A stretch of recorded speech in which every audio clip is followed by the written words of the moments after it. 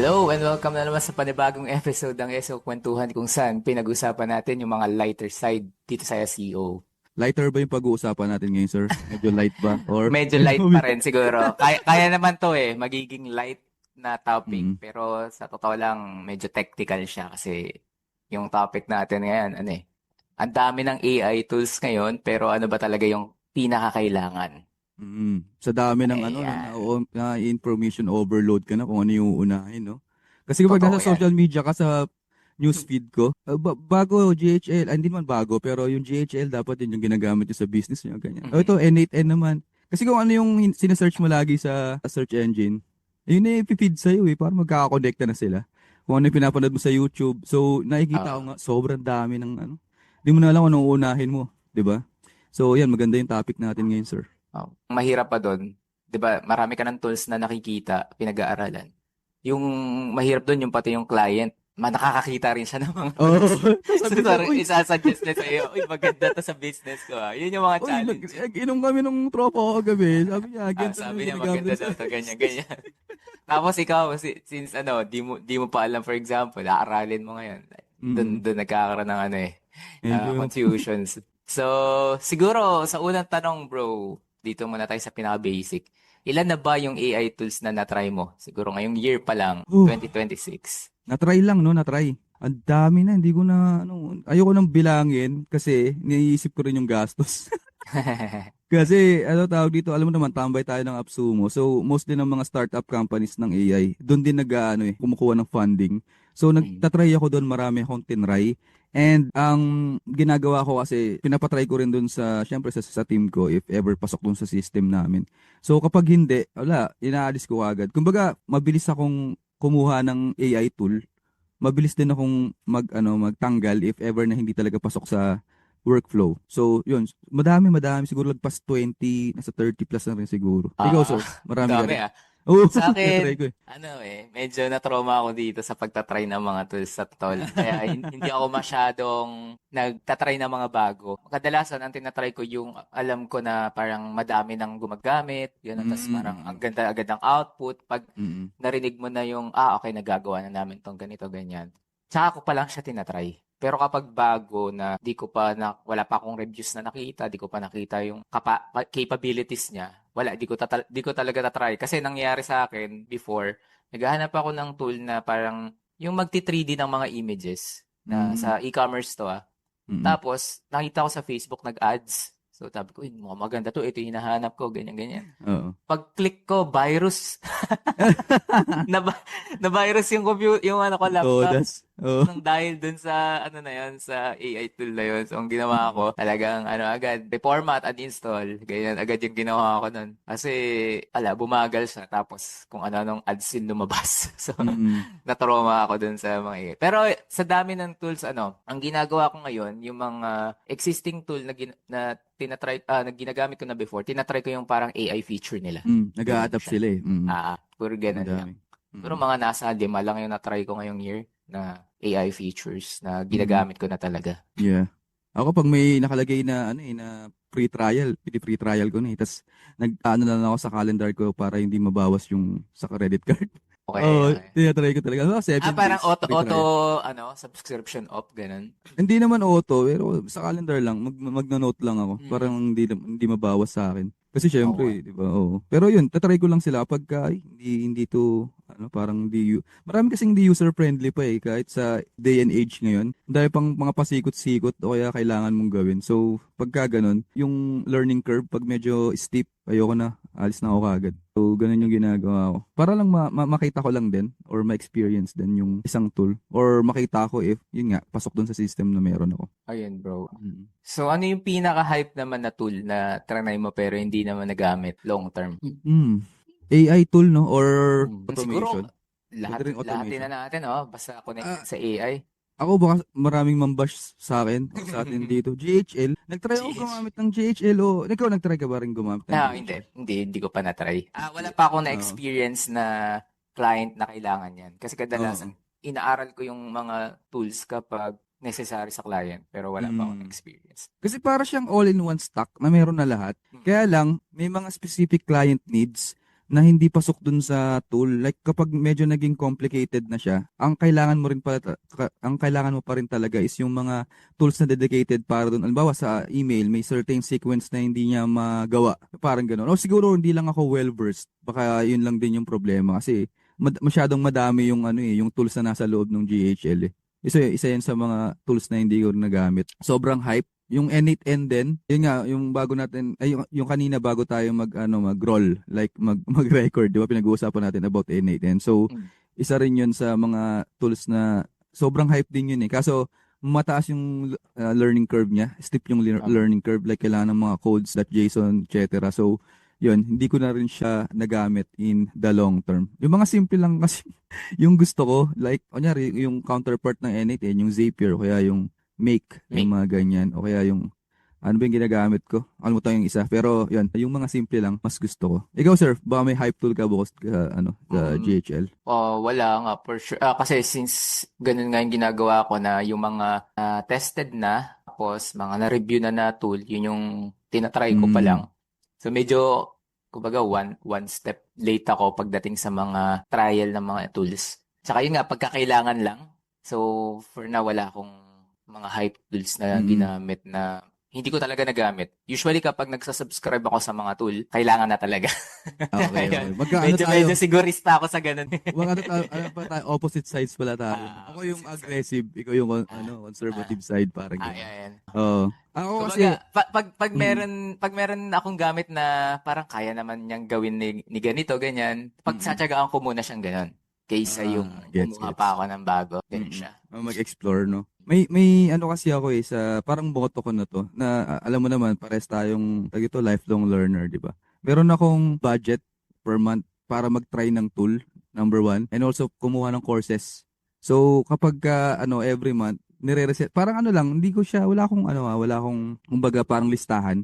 Mental reset lang na, uy, may, halimbawa, kunyari, 3,000 o kaya 5,000. Meron lang akong set na limit na ganun per month. Nagagastosin ko for new discoveries. Like, kasi gusto kong makita kung paano siya nag-work. Eh, yun yung magandang tignan din kasi. Kasi malay mo, makagawa ka rin ng tool na ganun. 'Di ba? Dahil vibe coding naman na. So, yun, nag-explore din kasi ako. Kasi wala talaga akong alam sa coding eh. Yung AI tool now, it can really help you a lot. Like, papa-explain ko sa kanya yung GitHub, paano ba gumagana to kasi hindi rin ako marunong talaga nun. Wala akong alam eh. So, ayun, isa yun sa mga bagay na kaya pag may hype tool na lumabas, uy, tatry ko nga kahit na yung ano lang, yung parang pinaka, tawag dito, light plan, yung pinaka, ano lang, o kaya yun nga, yung free trial. Tapos minsan kapag may mga reviews, kasi nga hype siya, di ba? Tapos may mga reviews siya. Meron yung sa baba na mga ano eh, yung discount, use my discount code, mga ganun. Yung gagamitin ko yun para lang makapag-try ako. So, ayun. Ayun, magkaiba talaga. Pero at least, malay mo, may mga ano dyan, in between. So, nakakarinig sa atin. Kayo na Mm. bahala kung ano yung tatry nyo. Sige.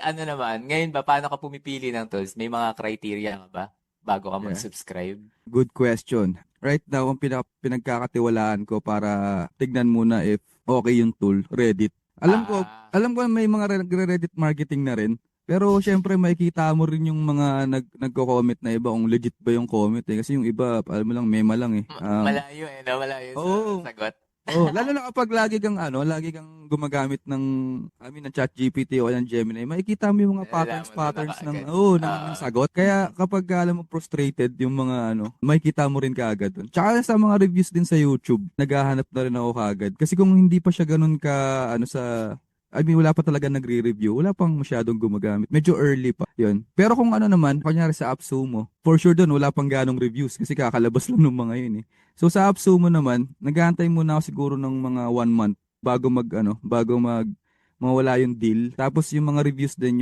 yung binabasa ko. And if meron silang Discord community, isa yun eh. Kapag mga bago, usually yan may Discord community. Yun, nagbabasa ako doon ng mga halimbawa, yung sa mga channels nila, yung sa general, ano ba yung usually na nagiging problem, ganyan. Kapag may nakita na ako mga red flag doon, hindi ko na siya kukunin. Kaya pag nakita mo yung Discord ko, sobrang daming channel. Sinasalihan ko lang, tapos babasahin ko lang kung ano yung nandun. Pero mostly ganun lang. And also, most importantly, yun nga tulad sabi ni Sir Gab, kailangan ba siya o kaya ng kliyente. Kasi meron akong client, so more on RV parks siya. So meron akong kinuhan tool, tawag dito. Nagti 3D nung mula dun sa, tawag dito, yung parang pinaka, halimbawa, sikat na lugar dun sa area. Like, kunyari, highway siya. Papunta dun sa pinaka RV park kasi baka nasa loob siya ng ano ng mga kakahuyan. So yun, isa yun. Hindi mo naman magagamit yun sa ibang ano, 'di ba? Sa ibang client mo. So yun din, if ever use case siya para sa kliyente ko, bibilin ko siya. Especially pag yung AI. Like, ang daming pwedeng paggamitan eh. May mga tools na panggawa ng UGC, 'di ba? User generated content. So pwede mo siyang gawin sa mga client na may mga products, 'di ba? So ayun. Depende rin talaga sa use case. 'Di ba nga medyo conservative tayo sa pag ano ng tool pagpili. So, Mm. tatlo lang naman yung criteria na sinusunod. Una, parang number one, makakatulong ba siya sa agency tapos directly makakapag-improve ba siya ng income. Ganun siya. For example, Mm. siguro, sabihin na natin, hindi pa tayo nag-offer ng content writing lately. Tapos, since wala tayong tool, pero nung nakakita tayo ng tool na madali nang magsulat, tapos Mm. makakapag-produce ka na ng optimized content, Mm. siguro, ayun, masasabi ko na pwede kong i-upsell yung service ko dahil nga meron na tayong tool na ganun. Mas maganda yung output na mabibigay natin. So, Mm. yun. Pag nakaka-directly impact siya sa sales, go agad ako doon. Kukunin ko agad yung tool. Yan, oo. May araw. Number two, kung palagi ba natin siyang ginagamit. So, yung recently nga, wala naman akong subscription ngayon, pero sa SEMrush, yung may AI visibility na tool ngayon, Oo. nakikigamit lang ako sa ibang account, pero sa tingin ko kailangan siya kasi Mm. siya pa lang yung pinakamagandang parang prompt tracking ba yung tawag doon? O prompt Oo. tracking or brand Accurate. perform. Hindi siya accurate, pero parang meron siyang nabibigay sa'yo na direction. Ano na ba yung Gets, mga gets. pages na nagra-rank ako for this prompting? Ganun. Mm. I think wala pa ako nakikitang accurate na tool na na ranking sa ChatGPT. Mostly ano lang, na-mention ba ganun, average Oo. traffic, may citation pages. Mm. Parang ang pinaka close sa accurate yung si AI, si Bing, yung AI performance ni Bing. Doon Mm. lang ako nagtitingin ngayon eh. Are libre. Tsaka yun talaga, di ba? Ano siya, kay ChatGPT yun, tsaka kay Bing parang searches. So, number three, kung napapabilis ba nun yung process. Pag Mm. napapabilis yung process, sige, ganun, kunin natin yung tuloy. Minsan, nagsasuggest yung mga employees din eh. Sila din nagsasabi na, Oo, pag may nakita rin Sir, sila. kailangan namin ng ganito. Mahirap na kasi mag-prospecting ngayon, ganyan. Mm. Baka pwede nating itry itong mga tools na ganito. Minsan naman pinagre-research ko sila na baka may makita kayong mga new tools na pwede natin gamitin para mas mapabilis at mas maging efficient yung process. So, ganun siya. Mm. With that said nga, paano mo nalalaman kung aling tools yung nice to have lang versus do sa mga talagang kailangan mo sa ginagawa mo everyday? Yan. Bukod dun sa sinabi mo, sir, kasi yun na yun eh. Parang, yun na mismo yung trifecta nung pag Pag-select, no? understand, o pag-select Mm. kung ano talaga yung pipiliin. Siguro ako, itatry naming lahat, like sa team, kung Mm. pasok din sa kanila, kasi for the most part, sila yung maggagawa eh. Gagamit eh. Oo, sila yung gagamit eh. So, minsan kasi, okay sa akin, pero hindi okay sa kanila. Mm. So, kung hindi okay sa kanila, pinapa-explain ko bakit, ano yung naging problem, kasi nung ginamit ko naman, okay naman, ganito, ganyan. So, kapag di kami nag-meet, tapos nakita ko naman na valid yung sinasabi nila, i-ditch ko yun, di ba? Kasi sila yung gagamit for the most part. And siguro pag yung term na kailangan talaga, yun nga yung sinabi mo, sir, na kung 80% ng ginagawa ko is kaya nang gawin ng tool na yun, Yun. mas okay is para sa akin, 'di ba? Kasi kung may mga mali pa rin, hindi naman matatanggal yun. Pero kung 80% is done, ayun, yun parang yun na yung Oo. pinaka-rule ko eh. So, yun. Ganun yung ano ko, Agree. Agree ako dun. Kumbaga, pagka yung tool halos nagagawa naman na niya lahat, mm, mag-focus ka na lang sa parang pag-check, pag-verify ba kung tama yung output na mm, nilalabas. mm. Ganun siya. Ganun na lang, parang verifier ka na lang talaga. Tsaka yung kasi mostly yan sa data, nag-feed yan sa data eh. Kung okay, meron din ba, tama ba yung data na finid mo sa kanya dun sa tool na ginagamit mo, di ba? So, ayun. So, ano yung mga AI tools na talagang ginagamit mo daily for SEO? Ito po ako sa SEO lang. Ano yung mga tools na yan? Good question. Yung tatlong main LLMs, ginagamit ko sila kasi may mga use case sila sa akin. So, ChatGPT. Talaga? Lahat naka-ano ka dyan? Oo, Naka-subscribe or? naka-subscribe ako lahat. Oh. So, si Magastos, Gemini, bro, ha? si Gemini kasi, tawag dito, meron na siyang kasamang cloud storage. Naglilimit ako dun sa cloud ng ano ko eh. So, sabi ko, sige, kunin ko na lang din siya. Tapos, naka-notebook LM, na rin ako dun. Naka-pro na rin ako. Tapos, yung sa AI, Google AI Studio, lahat yun pwede mo nang gamitin eh. Like yung Google Stitch. Yung Google Stitch, gamit na gamit din sa akin yan panggawa ng mock-up ng landing pages. So, wala. Sabi ko, sige, gagamitin ko siya. And also, kapag gumagawa ako dati meron akong kailangan na ideal customer profile na gusto ko accurate siya. Hindi ko alam parang feeling ko lang mas accurate yung nilalabas niya kapag local SEO. Siguro dahil yung GMB. Kasi integrated siya sa Google eh. Yun lang yung thinking ko. Hindi ko lang kung 100% accurate ako doon. Pero kaya ko siya ginagamit din. And also yung notebook LM din kasi. So ginagamit ko siya. Gusto ko naka-pro ako para mas marami ako mailagay. And also ma-share ko din sa sa mga clients kasi doon na sila nagdadagdag ng ng knowledge base eh. Like may mga certain things na hindi ako alam sa business, like kung meron silang Zendesk na supporting mga documents or files, pwede nila upload na lahat sa notebook LM para pag magsusulat kami ng article, doon na kami magche-check. So yun, maraming use case ang Gemini. Si ChatGPT naman, ginagamit ko siya for general tasks kasi marami akong prompts na ginagamit din for different clients.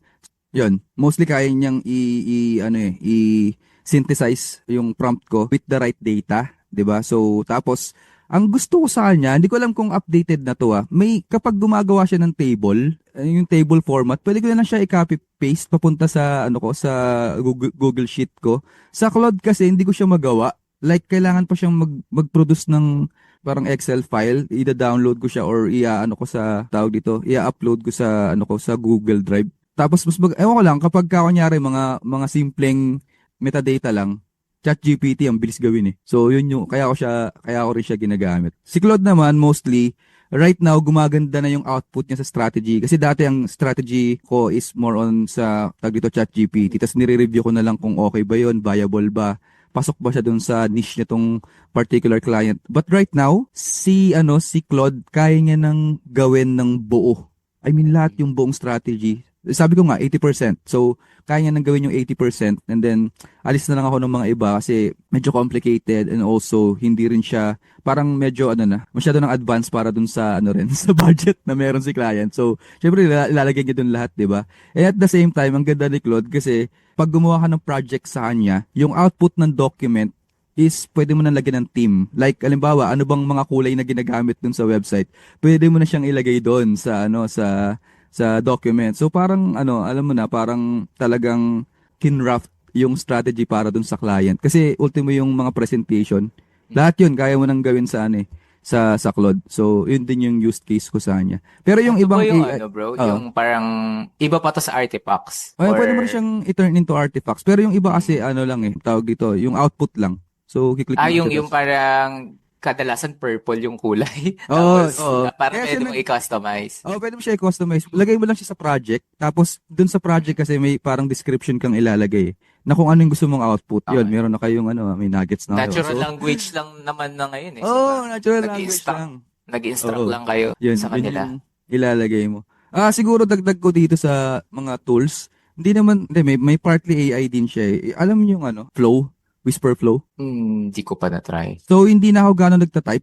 Lang ako nagbo-voice. So, isa yun. Oh. Tapos, pero syempre, tambay tayo ng AppSumo. Iba na iba na yung ginagamit ko para may lifetime deal. Ang gagamit ako yung Voice Dash, pero same siya ng concept ni Whisperflow. Magsasalita ka na lang habang nagta-type. Habang nagta-type. Magsasalita ka na lang, tapos siya na yung bahala mag-type para sa'yo. Tapos, i-correct niya pa yung mga grammar mo. Like kung may ka, o kaya sinabi mo na ngayon, tas, di ba minsan ganun kapag nasa flow of thought ka, na redundant na yung sinasabi mo, tatanggalin niya yung redundancy. Aayusin niya yung grammar. Parang nagamit ko na pala to sa content dati. Yeah, Whisperflow. May libre siya eh. So, 1,000 words lang Oo, per week. nagamit ko na pala to sa content before. Yes. Maganda yan. Kasi pwede ka rin maglagay dyan, mag-store ka ng prompt mo. So, halimbawa, meron kang content, kunyari, gagawa ka ng topical map for your content. Pag sinabi mo yung topical map prompt, automatic na yun, yung prompt mo lalabas dun sa 'di ba? Sobrang ang laking menos ng oras na magagamit mo. Yun pa. Dagdag pa ako isang tool. May ginagamit din akong tool for, ang tawag dito, optimizing yung prompts na ginagamit ko. So, pretty prompt yung pangalan niya. Ano Pwede ulit, sir? store. Pretty? Pretty. Yeah. Pretty. Pretty as in pretty. Tapos pwede kang mag-store din ng mga prompt mo kasi dapat meron kang may parang vault ng mga prompts mo na nandun na lahat yung day-to-day na ginagamit para hindi mo na siya ulit-ulitin. Pwede rin sa docs kasi ipo-pull out mo pa siya eh. Yung kasi yung pretty prompt, nagli-live na siya dun sa sa tawag dito? Pag yung web-based Extension na ata to. Oo, kaya, extension. So, kaya yung nakikita niya yung web-based history mo. may kita Oo. niya. And at the same time, andun lang siya sa ibabaw ng chat box mo kunyari sa ChatGPT. Tapos kapag ang maganda sa kanya, pagka inoptimize mo yung prompt, depende dun sa platform na gamit mo. Halimbawa, pang Claude yung optimization niya. Pag pang Lovable kasi pang code yun, di ba? Mm. Coding siya. So, iba rin yung gagamitin yung dun, optimization na part. So, Pang mga yan yung mga ginagawa. developers. Curious lang ako, sa dami ng tools na parang nakasubscribe ka ngayon. Na-audit mo pa ba? Like, kung magkano lahat, ganun. Ayoko nang tanungan. Ayoko. Hindi. I mean, may aware ka sa kung magkano yung nagagastos mo per month dahil Per month, hindi na di ba per month monthly yan. subscription kasi or Hindi, yearly yung yan. ginawa? Sa Absumo yung para lifetime deal. Yeah. Okay. Oo, kaya Mas okay nga yung ganun eh. So, meron ka na idea, Coach Gab. Punta ka doon, may 10% off ata sila ngayon. So, Hindi, meron din naman ako, mix nga lang, yung iba talagang subscribe monthly, yung iba yearly, yung iba. So, di ba tinanong mo ako kanina about dun sa meron ba tayong tool stock about sa pagkuha ng reels? So, nakita ako ng mga ganon, and I think meron ako, pero kailangan ko pang i-double check. So, ang ginagawa ko ngayon, pag nagsasubscribe ako sa mga tools na binabayaran, yearly, monthly, o kaya yung mga lifetime na, nilalagay ko sa isang spreadsheet lahat ng tool stock. Tapos nilalagay ko ano yung description nito para saan siya. So, kunyari, for video editing, for image 3D, ganyan. Tapos nilalagay ko na rin yung pricing para alam mo, madali, sa isang spreadsheet, madali mo na makita yung mga tool na ginagamit mo. So, kung at least may babalikan ka. Kasi, I'm sure, may mga nakakalimutan tayo mga tools na madami. binabayaran pala natin tapos hindi naman na natin nagagamit. Eh, lalo pa ngayon na kailangan nating medyo magtipid sa mga ganyan dahil ang mahal ng diesel. So, Kaya nga eh. ayun, ganun na magandang gawin. Ilagay sa isang spreadsheet lahat ng mga tools. Meron ako, Coach Gab, pero pinipikit ko na lang yung mata ko, nakita ko yung total. Yan lang. Napakamahal na siguro yan, bro. Baka 2 to 3 digits na to. employees. Oo. So, yun. Agree naman ako dun sa use case mo eh. Ganon din ako ngayon.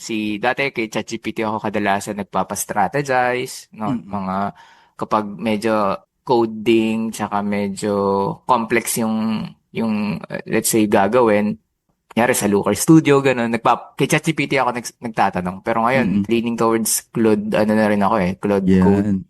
Parang, siya na rin yung pinag-strategize ko. Mas maganda kasing out niya recently. Oo, So, totoo. ayun siya. Si Gemini, hindi ko masyado tinatry. Well, ewan. Kasi, syempre, alam kong kay Google yan. So, parang madali niya ako matatrack kung ano man yung mga ginagawa ko. Lalo na pag naglagay ka ng URL client mo. Siguro, di ba? Pero, I'm sure na mas maganda yung data ni Gemini. Lalo na kapag mga live data yan. Tsaka galing sa search. Perplexity, hindi mo nagamit. Perplexity, hindi. Hindi rin...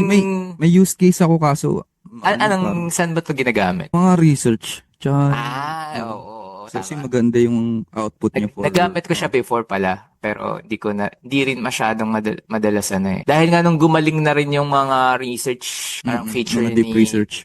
ni Claude, ni ChatGPT, tinigil ko na yun sa Perplexity. Pero ang dami pa rin tools ha. May mga LLMs pa na may kanya-kanyang use Llama, cases. Grok, Oo, yan.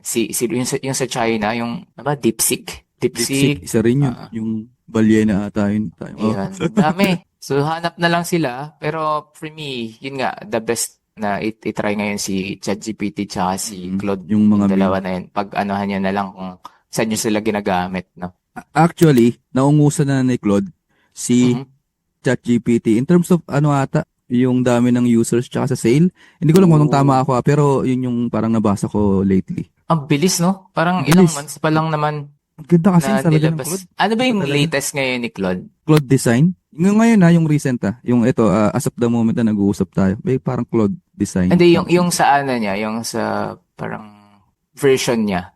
Di ba Ang meron version niya. yung models, yung Wait lang. Opus ba? Hindi, yung Opus nandiyan na yun eh. Yung version na ng 4.6 sa Sonnet. 4.7. Sa Sonnet. Yeah, yeah. Mm. Iba-iba kasi rin yung ano yan eh. Oo. Pero ako mostly ginagamit ko lang 4.6. Ay, yung Sonnet lang tapos tapos Ano ba lang minsan pinagkaiba niyan kung sakali, lalo na doon sa mga hindi pa alam? yung Sonnet parang para sa SEO. Ito na yung Mm. pwede mong gamitin talaga ng sa lahat ng ginagamit mo. Pero pag yung ito tatlo kasi yan, may Haiku, Sonnet, tsaka Opus. Yung Haiku pag mga simple lang like Ayun. kuha ka lang ng metadata, papabago mo lang ng konting structure na ganito, pa-check mo lang ng grammar.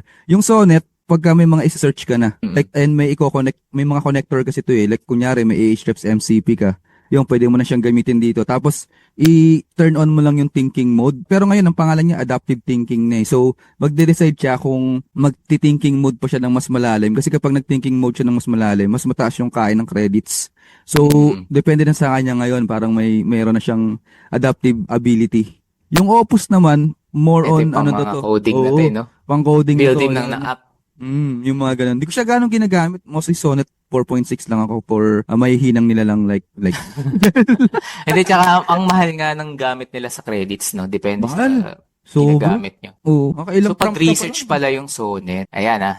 So, eto naman, medyo ililihis natin ng konti yung question. Ano yung best Mm. practice mo para hindi masyado maging AI dependent?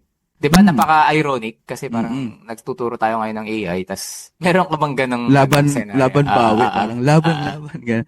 Pero tawag dito kasi magandang question to kasi may mga research na nagkakaroon na ng parang less cognitive na Medyo in term. psychological to. May psychological impact na siya kasi masyado ka ng reliant sa AI, which is nangyayari rin sa akin. Parang may evolution nga na nangyayari kasi 'di ba kapag nagsusulat tayo dati, parang ang hirap pa kasi magko-compose ka ng email. Ngayon, can you reply to this email with my voice? Gagawin. So, para di ka maging AI dependent, magkaroon ka ng parang philosophy yan. AI philosophy. Kung paano ka gagamit ng AI. So, kanina nabanggit ko yung 80% ng work magagawa ng AI. So, meron akong parang ginawa lang na parang 10-80-10. So, yung philosophy na yun is 10%.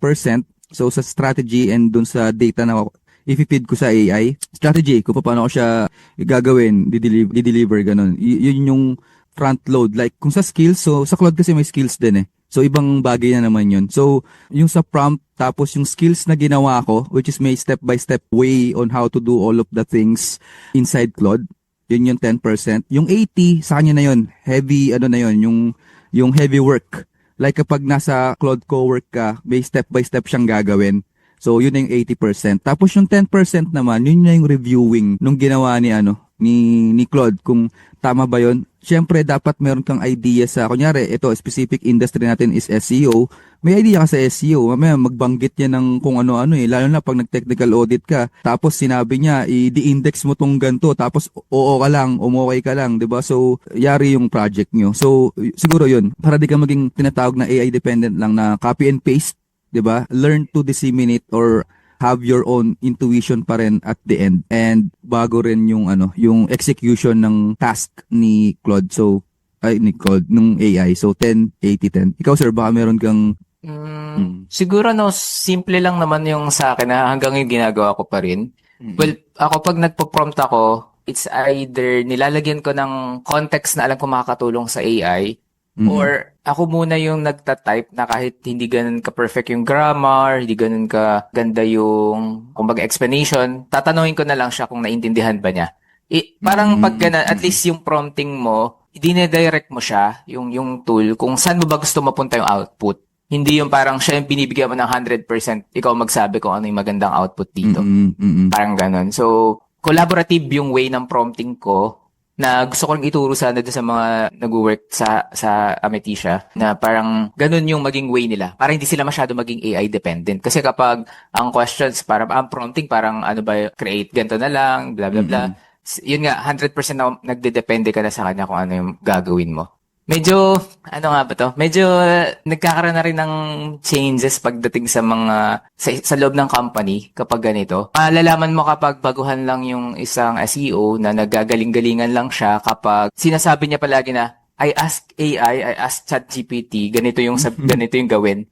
Parang before, hindi naman tayo ganyan magsalita sa mga sa mga ka-workmates natin. Ang ginagawa natin, nagre-research muna tayo. Ngayon, Yeah. parang medyo nagiging vulgar na sinasabi na galing to kay AI. So, parang nagiging lang, nawawalan sila ng credibility kapag ganun yung nagiging, sabi ko, okay, dependent na siya sa AI. So, kumbaga, advantage na for me to explain sa boss or sa ganito na sa client na mas ito yung piliin kasi ito, na-experience ko na. Parang ganun. Kaysa yung sa, ito, sinabi lang to ng AI. Yeah. Yung pa rin yung gusto nila, yung galing sa expertise mo eh. Syempre. Okay, so in line with this pa rin, paano mo naman ina-avoid? Ito yung mga nagiging challenge ngayon eh. Paano mo ina-avoid yung mga generic and templated outputs? Sa ChatGPT or sa kahit naman sa ang LLM, may dalawang bagay na pinakakailangan diyan kapag gagawa ka ng task or kaya may certain deliverable or outcome ka na makukuha. So number one, dapat okay yung dataset mo na kukunan. So hindi ka kasi makakagawa ng magandang result kung sablay yung data na binigay mo or mas mahirap kung wala ang data binigay kasi kapag wala ang data binigay mag-hallucinate yung magre-research yan eh sa sarili niya eh. Kung ano lang yung may makita niya, 'di ba? Tapos para rin hindi siya generic output, maganda may connector ka like yung mga MCP na tinatawag. So Ahrefs may MCP siya. Maganda i-connect siya lalo kapag sa SEO to So kapag may Ahrefs ka, kung ano yung keyword, kunyari yung keyword difficulty o kaya kapag nagko-competitor research ka, ilan yung backlinks ng competitor na yun, makikita niya lahat eh. So parang chinachat mo lang si Ahrefs, basically ganun yung niya, yung simple explanation niya.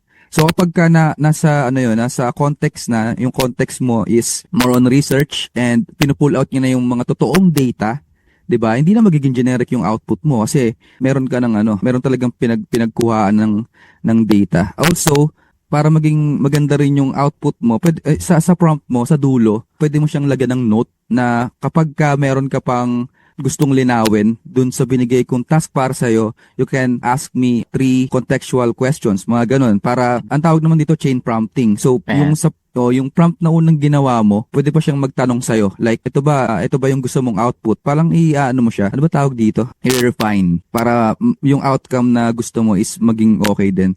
Sa Claude naman, maganda kasi pwede mong i-define na kagad sa settings yung yung responses niya. Sa sa ChatGPT alam ko pwede rin eh. Like, pwede mong ilagay yung mga avoid these words like navigating, landscape, ano pa ba? Ano ba yung mga embark, yung mga ganun. Pwede mo nang ilagay yun dun sa tawag ito responses niya. Wag mong gagamitin tong mga to para hindi rin mahalata syempre na ang tawag dito na AI response siya. So pwede mo rin gawin yun sa niya sa global settings ata yun eh. Sa global settings. Sa co-work naman, pwede ka rin mag-declare ng isang per project. Hindi lang project. Sa co-work pwede kang mag-declare ng isang folder kasi ang co-work kasi ang cloud co-work pwede siyang sa local. So sa local device mo. So pwede kang maglagay doon ng folder na lahat ng brands, like halimbawa Ametisha, lahat ng tungkol sa Ametisha is nandun. Tapos yun yung i-reference niya every time na mag-uusap kayong dalawa. Kasi pwede mo siyang i-add na folder. Hindi lang natin mapakita. Ito yung mga markdown na tinatawag eh. No? Yung parang yung naka-markdown. Prompt na sa folder. Yun yung una niyang babasahin. Yun yung una niyang babasahin. Para ma-understand niya kagad kung ano yung gusto mo. 'Di ba na output. Ako minsan kapag kunyari pag strategy yung pinag-uusapan, gusto kong output kagad naka-document na. Para babasahin ko na lang tapos nakaayos na siya. So yun yung mga ibang tips lang para lang maging templated yung output. Kasi sa totoo lang bro, pagka napunta rin kasi ako sa pag-hire ng mga SEO before and nakita ko talaga kung sino yung mga talaga ng time para i-audit yung isang website. Yung mga trial ganun versus dun sa mga alam kong ginamitan ng Claude or ChatGPT yung strategy. So, napakadaling malaman yan lalo na kapag sobrang dami nang nag-apply tapos siguro yung client alam niya din na okay, pare-pares na nagiging suggestions, pare-pares ng design ng template. So, iwasan yung ganun as much as possible. Kapag meron kayong hindi maiwasan na magpa-generate ng mga ganyan, siguro spend lang at least 30 minutes to check lang din yung output kung tama ba. And then, syempre, the more na mas familiar ka dun sa the more na mas, kumbaga, madali siyang i-communicate. Kasi yun yung susunod eh.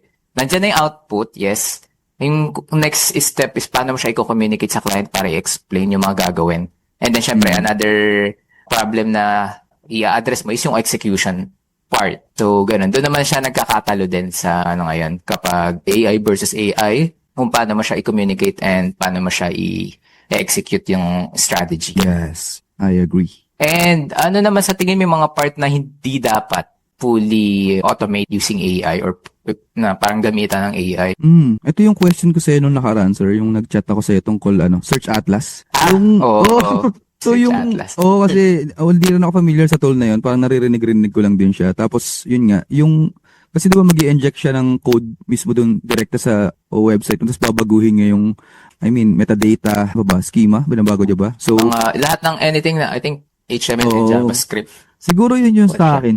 Kasi lahat ng pwedeng gawin outside dun sa scope na yun, pwede mong, gawin na through AI. Pero yung ganun na parang yung implementation, sa website mismo ng parang doon pa ako medyo tagilid. So, hindi pa pwede sa akin. Yeah, wala naman siyang pinagkaiba rin sa vibe code. Parang minsan kailangan mo pa rin talagang tignan yung may developer pa rin na kahit Oo, paano mag-check. mag-check na ng mga output plus yung workflow. Kasi pagka wala kang hire na developer tas nag-vibe code ka lang na wala ka talagang knowledge sa yung alam mo lang yung output na mangyayari. Mahirap yung pag may nasira. Tapos hindi mo na paano babalik.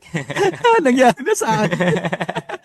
Nagtry ako mag-build ng parang, simple nga lang yun, parang calculator lang para sa client. Sabi ko, ano yung sinasabi nito? Sabi ko, Ano to, na-implement mo ba to sa website oo, bago siya masira? nagra-run. Hindi pa siya, hindi ko pa siya na-implement. Gagawa ko pa rin siya ng subdomain nun eh. Tapos, pinatesting ko ulit. Tapos, may nag-break. Sabi ko, ba't di umaano? As yun. Di ko alam kung saan ko hahanapin. Anyway.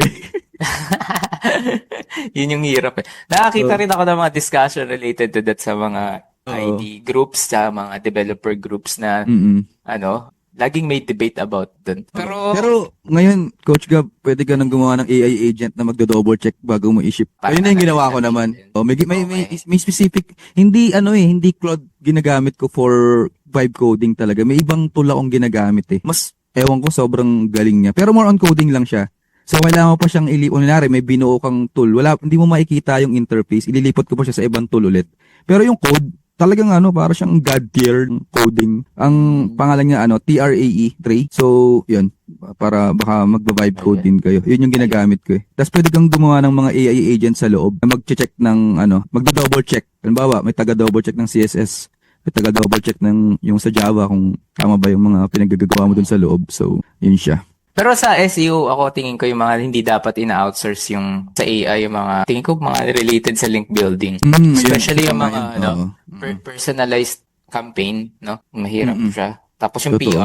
sa PR, medyo, siguro sa prospecting, kaya mo siya gamitan ng AI, pero yung pag-i-email na, Pag-deliver pag-reply, medyo, Nagkaka-problem ako ngayon dyan sa outreach part. Kasi sa email ko kasi ngayon, yung email ko mismo, yung personal email ko, meron na akong taga-label ng mga dumadating sa inbox ko.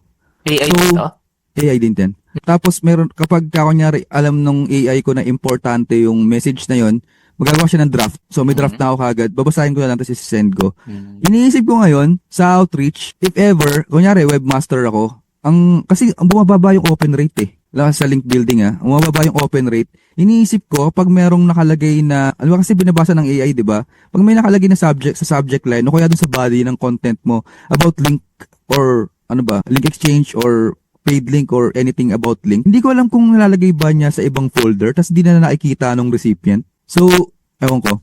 Kaya siguro di rin dapat siya i-automate kasi pwede mo i-automate di ba? Dati ino-automate na talaga natin yan eh. So, wala lang. Bigla ko lang napansin yung drop sa open rate. Pero iniisip ko baka dahil doon kasi may AI na nga. Yun. Sa mga nag-link building dyan. Yan, oo. Iwasan Link building din ako eh. So, ayun yung pero yun nga, hindi rin siguro talaga may automate yung syempre yung networking. Pag-build mo ng network. Kasi ikaw yan eh. Diba? So, ayun. Thank you. Ito sabi ako sa'yo bro, talagang maganda talaga. May balik kapag personalized tsaka talagang tao yung nagre-reply and nag-send ng email. Why? Kasi sa amin, sa agency namin, may nakuha kaming clients recently through email din na nakita niya yung link building process namin. Hindi siya ganun automated. I mean, kasi siguro marami na siyang nare-receive ng mga request before na parang alam niya na AI to or automated yung ginamit dito. Unlike yung siguro umpisa pa lang ng email namin na collaborative talaga yung gusto mangyari.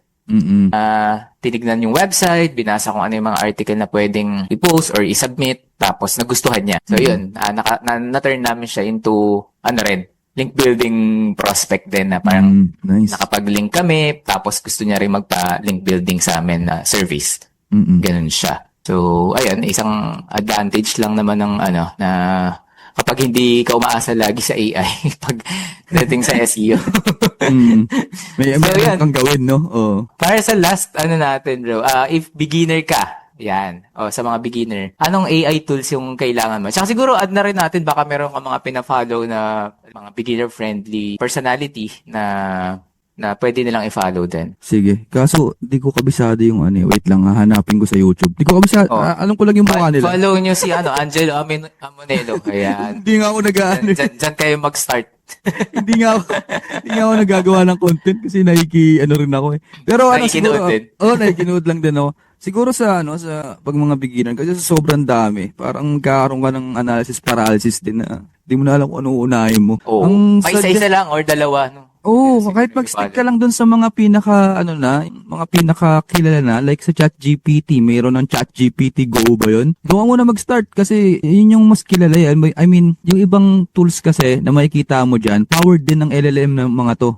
So, yung iba, magamit din sila ng ChatGPT dun sa under the hood. Baga may sinasabi, ito lang yung parang interface. Pero, ang loob nun, ChatGPT pa rin. O kaya minsan, Claude. Diba? So, mag-start kayo dun sa mga large language model na pinakakilala talaga. So, yun lang siguro yung mapapayo ko. Tapos, if ever na may gagawin kayo, double down kayo dun sa... Kasi kahit isang tool lang yung gamitin mo, pero sobrang galing mo dun sa tool na yun. Kasi nagsimula ako sa ChatGPT rin eh. Parang yun na yung pinaka-minamaster ko talaga eh. Sabi ko ito na yung pinakagagamitin ko lagi. Kahit dun ka lang muna mag-umpisa, kasi kung may isang tool ka na sobrang galing ka, magiging efficient na rin yung work mo eh. Kasi ang dami mong tool tapos di mo naman alam sila din kung paano gamitin. And hindi rin sila pasok dun sa talagang pinaka-workflow mo. So siguro unahin nyo yung mga sa SEO. Meron kayong, halimbawa yung sa sprint ni Coach Gab, di ba meron kang course about SEO sprint? Hanap ka lang dun ng siguro mga 50-60% na pwedeng i-automate gamit, hindi naman automate, pero semi-automate gamit ChatGPT.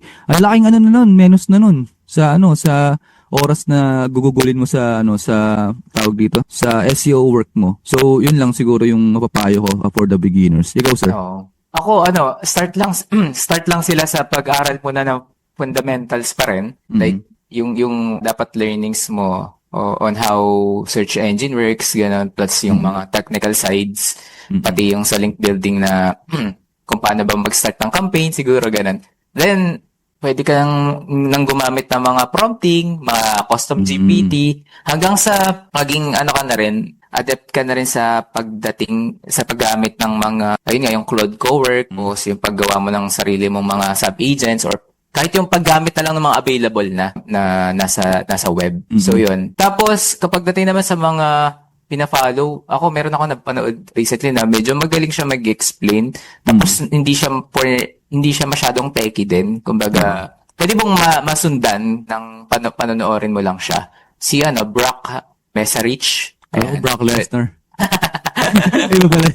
Pwede niya i-follow yan. Tapos, pag naman gusto niya na ng medyo advanced yung sinuggest mo, bro, si Nick Saraeb. Ayan. Yung Nick Saraeb. Puro advanced ka itong nakikita ko. Tinitingnan ko yung bukod sa Cocomelon tsaka si Kasi napanood din. Nakasubscribe kay Cocomelon. Ito, kulit. Hindi, yung anak ko kasi nanonood din. Tsaka si Blippi ba? Yun, pwede yun si Nick Saraeb. Tsaka yung sinabi ko sa'yo, sir, kasi medyo advanced na itong mga nakikita kong nasa nasa feed ko. Si Jack Roberts, galing nito. Hindi ba si Jack Roberto yan? Hindi naman yan. Jack Roberts pangalan niya. Okay din to mag-explain. Tsaka may nahanap pa akong isa kaso madami. Pero yung mga tawag dito yung mga high concept na hindi yung parang step by step na turo. Maganda i-follow nyo si mostly to for mindset din sa pag-aaral ng ng AI, yung the MIT Monk. Ito more on siya, parang generalized view. Tsaka si Dan Martel. Yes. Ito more on mindset kung paano mo dapat hindi naman gamitin step by step pero may certain things din siya sinasabi about AI, and also yung mindset mo on how to learn, yun yung maganda sa kanya. Siguro ito mga naiisip ko lang na beginner friendly, si Dan Martel tsaka yung MIT Monk. Okay. Ayun. Okay, nice. Sa mga Pinoy, parang wala pa akong masyado nakikitang na related Oo. sa SEO. Siguro until now, nagtatry pa, Oo, nangangapa pa. nangangapa pa. Oh, pero Meron yun, tayong channel, Coach Yab. sama-sama, channel na natin, SEO Workout, SEO Kwentuhan. So, pwede tayo dito mag-share sa future. Malay nyo, na tayo dito, yung actual Oo. test na, Hindi na tayo lighter side nun. Oo. Pati technical side. Mukhang ibang mukhang ibang channel na dapat i-monetize. Oo. Pero, oo. Hintayin lang sila, no? Malay mo, Sa ngayon talaga, more on integrating, testing, pa dun sa mga current strategy na ginagawa natin. Tapos, ang pinaka-importante pa rin naman talaga kung paano ba nito i-improve, yung mga KPIs ng Totoo client. yan. Oo. Kahit gaano pa karaming tech stack tools ng alam mo, pero kung hindi naman to nakakaapekto sa ginagawa mong service, Yes. parang wala pa rin kwenta, no? The more na nakaka-affect, kunyari, simple lang yung prompting mo, simple lang yung ginagawa mong process, pero napuprove mo naman na, okay, ang taas Yan. ng nagiging conversion, taas ng sales, yun pa rin para sa akin ang mas maging Yes. effective na SEO strategy. Ang basehan pa rin dyan is yung result mo. Diba? Yun pa rin yung at the end of the day. Huwag kayong mawawalan ng pag-asa kung parang sabi, ang hirap naman mag-aral ng ngayon, ang dami Sayang kailangan aralin. Sama-sama tayo dyan. Oo. Parehas tayo na nararamdaman. Same tayo. Kala nyo wala kaming ginagawa. Nag-aaral din kami ba? So yan bro, i-close out na natin. Thank you. Follow nyo kami sa Facebook and also dun sa mga Facebook groups namin. Sir Gab, meron ka bang i-launch na webinar or courses right Sa now? ngayon, siguro follow na lang sila sa mga page mo na natin. Yes, Pero sir, maganda kwentuhan. kasi magkaroon ng bagong ngayon webinar. Parang pinakahuli yata natin, December. January. At least twice a year sana yung Oo, mga goal natin. Sige. Ano ba to? Anong webinar ba to? Gusto mo ba may Wala live pa akong- event? Wala pa. Live event? Wala pa Meet and akong greet. masyadong nakikitang at may mga meet and greet na yung pang mga Ibang bansa yun eh. dito sa Pinas yung mga Sa Pinas ba meron? mga babae. Okay. Medyo focus lang yung niche nila sa ganun, sa content tsaka sa girls community. So sana magkaroon din tayo ng ganun, pero malalaman. Yan. I-announce na lang namin kapag mayroong nakitang conference or something na kailangan yung attendan. Ngayon balik muna kami sa podcast, no? Para makapag-record pa sa inyo. Pero yan, sige. Thank you sa lahat. Sana may natutunan kayo ngayon. Ciao. Bye-bye. Bye.